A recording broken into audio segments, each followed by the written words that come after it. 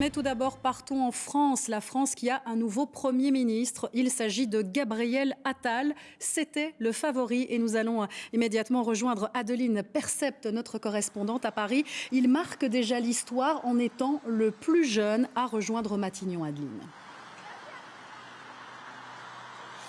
Et effectivement, on voit bien le message qui est envoyé par Emmanuel Macron, celui du renouveau, d'une nouvelle énergie pour son quinquennat, incarné donc par Gabriel Attal, 34 ans, quelqu'un qui est issu du Parti socialiste, mais qui s'entend bien aussi avec la droite.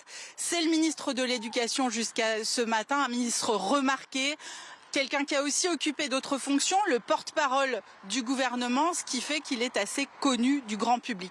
C'est aussi le renouveau dans la stratégie d'Emmanuel Macron, parce que Gabriel Attal, c'est quelqu'un d'à la fois communicant, de populaire, de politique, tout l'inverse des profils qu'auparavant Emmanuel Macron avait choisi pour être Premier ministre. Et c'est justement parce qu'il a ce profil d'animal politique que ça a fait grincer beaucoup de dents dans sa majorité, notamment chez les poids lourds. On sait que Gérald Darmanin, que Bruno Le Maire se sont activement opposés à sa nomination. C'est pour ça que ça a pris beaucoup de temps depuis hier 14h pour cette annonce. Alors on sait aussi que la passation de pouvoir entre Elisabeth Borne et Gabriel Attal va avoir lieu aujourd'hui.